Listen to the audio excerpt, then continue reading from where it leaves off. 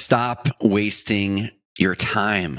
Guys, I'm going to share with you the 4 things I shifted to move my business from owning me to me finally owning it.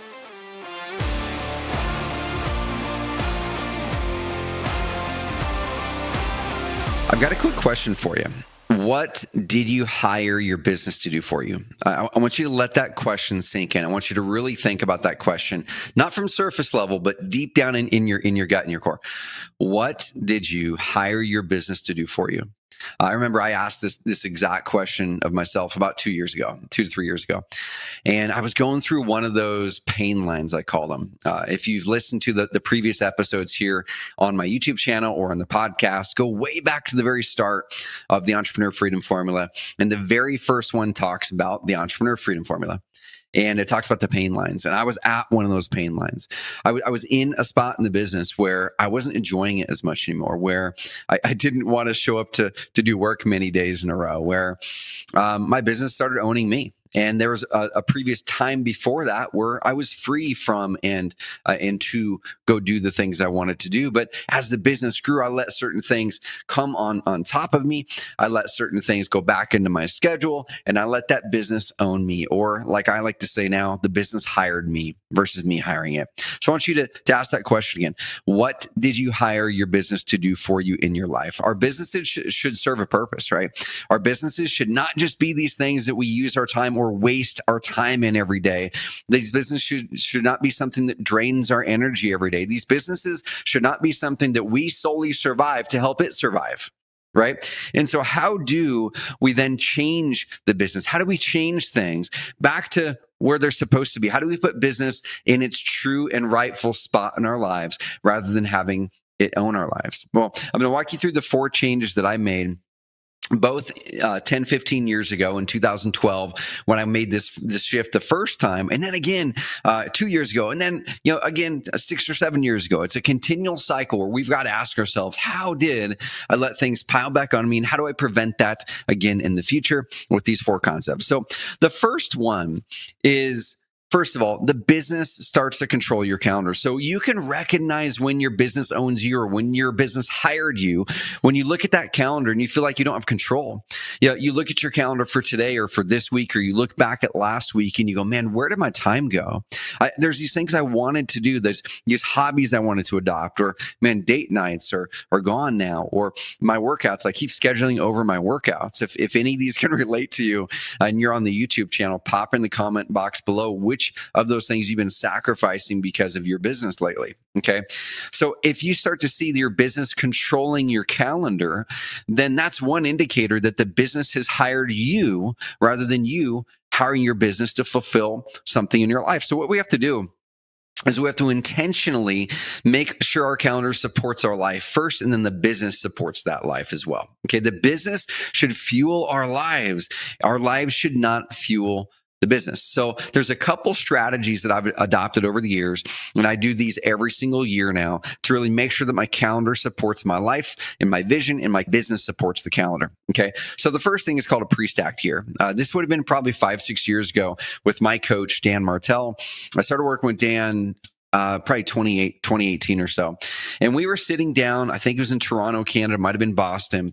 And we were walking through a concept called the pre-stacked year, or the preloaded year. And we sat down and we said, well, what if we put down the things in our calendar first that energize us, that we want to have happen in our lives? What if we put the vacations down? What if we put the date nights down? What if we put the quarterly date retreats on the calendar before the year starts? What if we put those things in priority and put them up over everything else, so the daily life, so our business doesn't encompass the entire calendar, and we get to the end of the year and wonder, where did our time go? And so ever since then, I've been doing what I call pre-stacking my year. And so what the pre-stacked year is I look in a few different buckets. I say, what's personal travel? What's business travel, right? What is family activities? It could be my son's Lamb 4-H competitions. It could be my oldest daughter's dance competitions. It could be my youngest daughter's gymnastics competitions. What about holidays or birthdays or family vacations that we're wanting to go on? I'll also put personal growth or Trevor growth opportunities. So if there's a marathon or if there's a challenge I'm wanting to take on that takes some sort of a commitment or is actually something that needs to be on the calendar, I'll put those on the calendar before the year even starts. We get a chance to dream. We get a chance to look at our personal vision, and we get to say, amazing. If my calendar were fully blank for this year ahead and I got to build the year that I wanted and I got to have my calendar support my life rather than my business, what would that look like? And I start there. We pre-stack that year. And I do the same thing with my coaching clients in my private coaching program called Epic. We pre-stack those years, y'all. When we pre-stack the year, when we pre-plan the things that are most important in our lives, then we fit business around that. Now, the next thing, if I were to kind of take it one step closer, a little bit more granular, to make sure our business doesn't own our calendar, is then we create the integrated week, I call it. I've got an amazing friend and coach, Craig Ballantyne. He calls it the perfect week. And so if you have not read his book, The Perfect Week Formula, I'd highly suggest going and find it. You can find it on Amazon.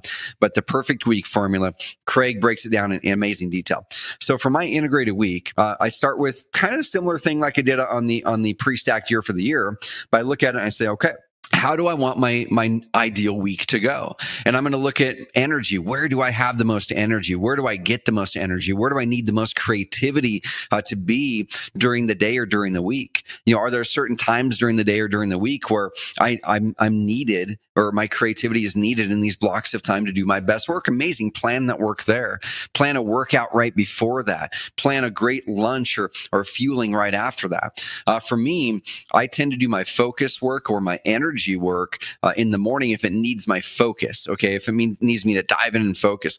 But I also do energy work like recording these videos or podcasts or meeting with team members later in the day where it doesn't require me to pull away and get focused solely. I can just perform and I can deliver on those. So I put meetings in the afternoons. I put podcast recordings usually in the afternoons, and I put deep focus work in the mornings and working out and those types of things. Okay. So the integrated week, I will figure out what is the flow that I want my week to work within, and where do I need focus blocks to get the most important things done for my business. But I always plan my life first. Where's my where are my workouts? Where are my date nights or date days? My wife and I have date days. We do Tuesday morning from 8 a.m.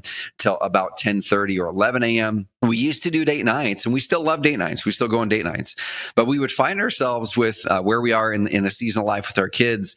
We would find ourselves more often than we wanted to kind of just canceling or scheduling over those. There was always a conflict with one of our kids' activities, or something popped up at school or something in our lives. And we said, coming into this year when we were making our pre-stacked year, how do we guarantee we have that date time together?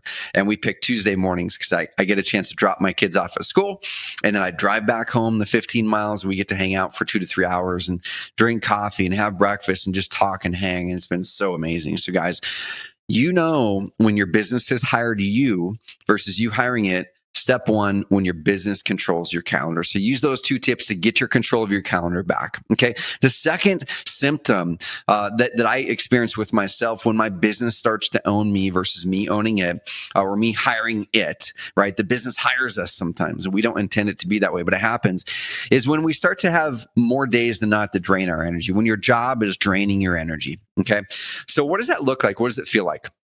I want you to kind of look back at last week, look at the last 24 hours maybe, and ask yourself, did last week give me more energy than it took from me? Did this last 24 hours give me more energy than it took from me? Did today give me more energy than it took from me? Just in life, like, do you feel energized? Do you feel like this day charged your cup, it filled your cup, or did you feel like, man, this day just poured my cup out on the ground? Okay. If we have too many of those days in a row, it's not an indicator of, oh my gosh, this is just how life is. It's an indicator that we're making decisions in our life and in our business to do things that drain our energy. And the cool thing is we can change that and we can make new decisions. And so one tool that I created in 2012, I call my Energy Audit. And this is 2012, between my current businesses and kind of I would say my 1.0 entrepreneur version of myself, and then my 2.0, 3.0, 6.0 today. That was my 1.0 version. And in that time, I was drained almost every single day for the last 18 months of that business. I didn't want to get up in the morning to do the work that I had created for myself and my business. I resented it. I didn't look forward to it. I would stay in bed. I would hit the snooze button. I wasn't excited to do the work, but I knew that I had to get it done because I had obligations. I had a family and a business partner and customers and an employee. And I knew that I needed to get something done, but I just couldn't reach inside of myself to get the motivation and the energy to do it. And if you can relate to that, once again, pop me an Instagram DM, or if you're here on the YouTube channel, hit me with a comment. If you're not on the YouTube channel and you're listening to this on the podcast, head over to YouTube. Follow me over there. We've got the videos. Sometimes I share and show some visuals, and I think it's just a more rich experience. But I experienced that for too long. And so I took a piece of paper and drew a line down the middle of the paper. And what a lot of people would always tell me is, hey, Trevor, to figure out where you should be spending your time, draw a line down the middle of the paper, and on one side, write things that make me money, and on the other side, write things that don't make me money. And then your aim, they told me, was to do more of the things that make you money and less of the things that don't make you money. And I did that. The problem that I found for me was a lot of the things that made me money at that time didn't give me energy. They actually actively drained my energy. And so while I was optimizing for money, I was under optimizing for energy. We get life and joy from energy and contribution and purpose and progress. We don't get life and joy, in my experience, from hitting all the goals and being productive. Can those now contribute towards life and joy? Heck yeah, they can. But they don't lead it. They don't cause it if it's actively draining your energy. Right. And so I switched the script. I said, line down the middle of the paper. On one side is things that give me energy. On one side and the other side was things that drain my energy. And I would write down all the things that give me energy in life and business, even and especially if I'm not doing those things today, especially the ones that you're not doing. So if you get energy from working out, but you're not doing it right now because it got just enveloped in life and business, and it's off your calendar now, put working out in there. You're not doing it, but it gives you energy. If there's a certain type of work that gives you energy, like for me at that time, I enjoyed doing podcasts. I enjoyed talking with other entrepreneurs, but I'm like, I have no clue how this thing's ever going to make me money. And so I could never justify spending time on that. Right. And so I put that down. I like having great conversations with entrepreneurs. And so write all the things that give you energy. On the other side, everything that you're actively doing now that drains your energy. So these are the things that you are doing now. So look at your average week or your average day and say, over this past week or this past day, look at my calendar. What are the things that drained my energy? Man, having these types of conversations, doing this type of work. It could be working with actually literally this person. Maybe a person drains your energy. For me, I am kind of odd, but like a lot of visionaries where I get a lot of energy from being up here in dreamland. And I actually get quite a bit of energy from being way, way, way down in the tactical of things that I enjoy, that I'm really good at. As long as I don't have these stark timelines and there's not a lot of people relying on me to do those things, I kind of love experimenting down here at the ground floor from time to time, staying up here into vision and strategy and driving things forward. I don't get energy from managing the projects, setting up the projects, taking it and making sure that the tactical deadlines are hit, aligning all the resources, things like that. So that's a problem, right? Because we can't just stay up here in dreamland and not execute tactically and have our business be driven forward. And so I would always struggle with that. I'd be like, well, I got to do these things. Well, what I did was I said, well, what if I optimize for energy versus productivity? What if I optimize for energy versus money? And let's just see if my life will be better. Over the next 2, 3, 4 years, not only did I get more energy and I enjoyed business again as I pivoted my business towards what became Carrot, my income went up 10x over the next 5 years. Okay. Income went up 10x. My joy, my fulfillment went up dramatically because I focused on energy. If you want to use my energy audit, you can go get that free worksheet. It's carrot.com/energy. That's carrot.com/energy. So that's the second indicator, the second thing that I had to change. So my business stopped owning me and I started owning it. First one is own your calendar. Second one is drive forward with and own your energy. The third one that pops up is if you are thinking oftentimes, I want freedom from my business. I want to be able to get away from my business. I want to be able to have freedom from this thing that I feel is trapping me. That's a major indicator that your business owns you. And so your business is hiring you to do things versus you hiring it to fulfill your life vision in that moment. And so we have to ask the question like, well, great. What does freedom from mean? Like freedom from is almost like a ball and chain. It's shackles. You feel like you're chained to something, like you can't get away from something. Okay. If we were to get real with this, it could be an abusive relationship, right? Where you want freedom from that relationship. And oftentimes the very first type of freedom that we look for is usually freedom from, rather than freedom to. I did a video here on the YouTube channel and a podcast on the Entrepreneur Freedom Formula podcast on this topic on the different types of freedom. So go check that one out. But freedom from is the first level, because if we feel trapped by something, whether it's physical, right? Physical, if you're in jail, you want freedom from those four walls, from that jail.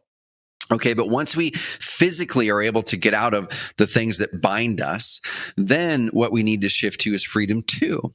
Is we want to have freedom to go do things that we want to do. We want to have freedom to go do the things that give us energy. And we oftentimes don't even feel like we can give ourselves permission to even think about freedom to things, like the things that we want to go do, the things that we want to dream about, because we feel so trapped by the current reality. Okay. So in this moment, what I want you to write down is, what are the things that you feel are trapping you in the business? Is it certain types of work? Is it the income model? For me, my previous companies before Carrot, I felt trapped by the income model because the income was boom and bust and went up and down. And I felt like I didn't have the ability to actually even have freedom because I didn't know where my income was coming from next month. And I just knew I had to hustle and hustle and hustle and hustle to get the income. And I always did, but it was a stress. And so I said, I want freedom from this business model. Okay. I want freedom from this business model. I want freedom to be able to have consistent, predictable income. So start to think about, what do you want freedom from? And then ask yourself on the other side of that, what do I want freedom to? And acknowledge both, because what's going to motivate us the most is moving towards the freedom to, the thing that you want freedom to do. But we need to identify what we need freedom from. Okay. Once you've identified that, take the next actions to get away from or unbind yourself to, or remove the guilt from feeling like you have to be attached to that part of your business, or maybe that business at all. Maybe the business needs to change. Okay. So the fourth thing that I had to change in order to move from a business owning me to me owning that business, it is really, you start to wait for the future, for the business, for the vision to be reality. Okay.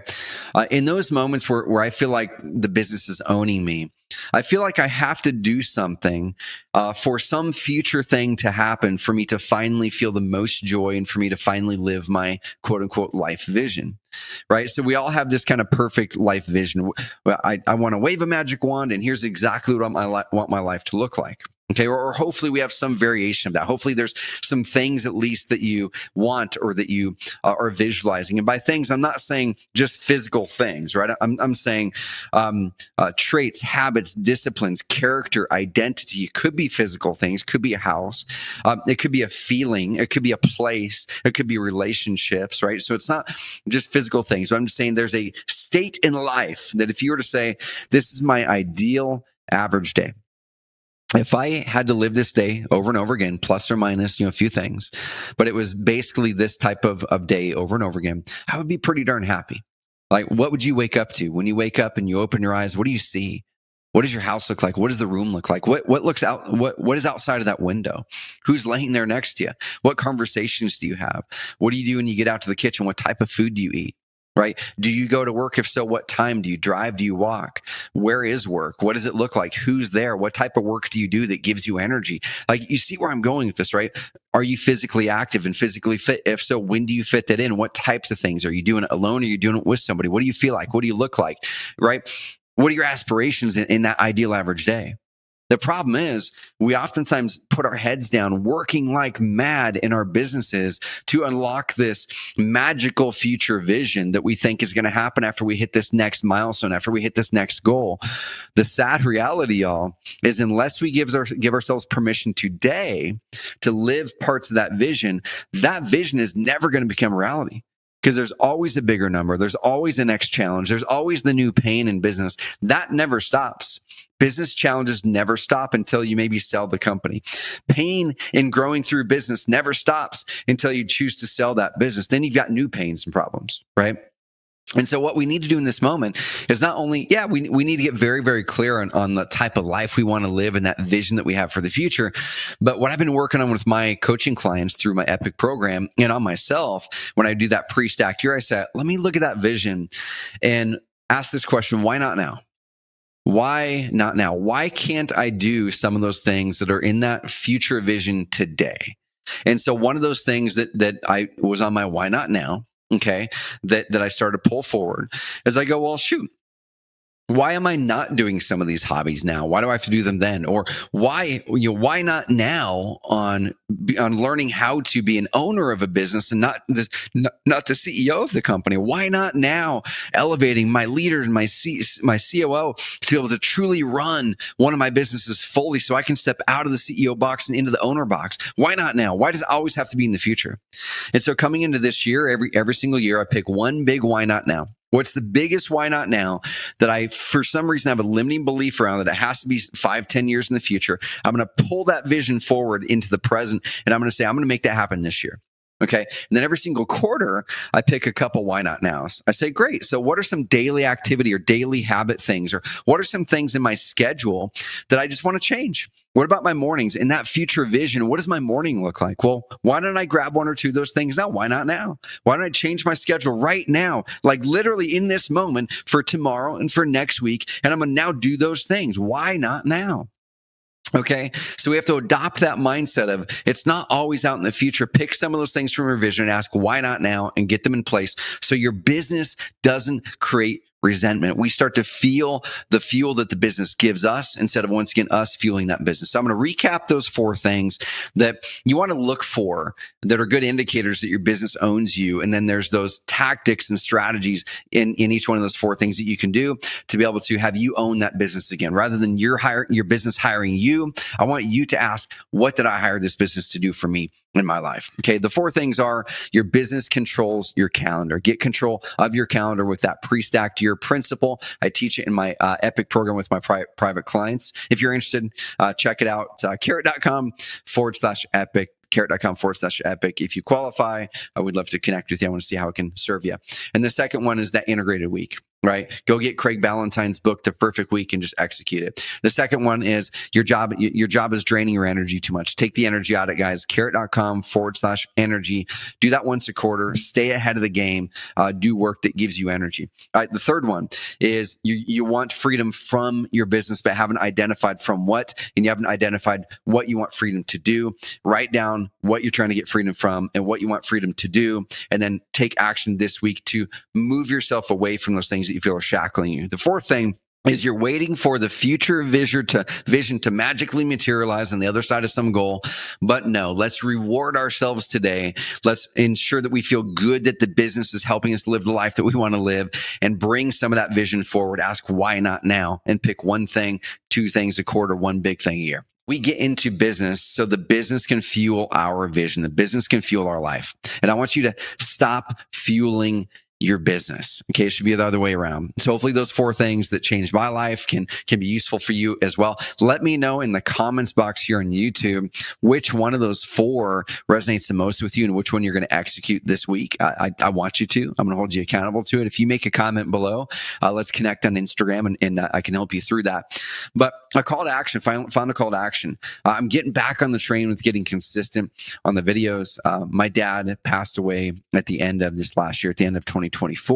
And I took a little sabbatical from work. I was off for about a month and a half, truly living the freedom and impact lifestyle. Like me saying all the stuff I talk about with the Entrepreneur Freedom Formula, let me go apply it so I can be where I need to be where I want to be the most in those final months of my dad's life. So thank you guys for the patience. I'm pumped to be back on here to hopefully share some lessons as I'm growing my business and just living life. So subscribe here on YouTube, subscribe in the podcast. and do it in both. And then number two, guys, go grab the energy audit, take the energy audit. Let me know in the comments box or hit me up on Instagram, Trevor.Mauch, that's Mauch, where you're going to start to win back your energy and what you're going to change this week. All right, guys, have an amazing, amazing rest of the week. Stop letting your business hire you. Ask the question, what have you hired your business to do? And man, guys, don't let your business own you. All right, have an amazing rest of the week.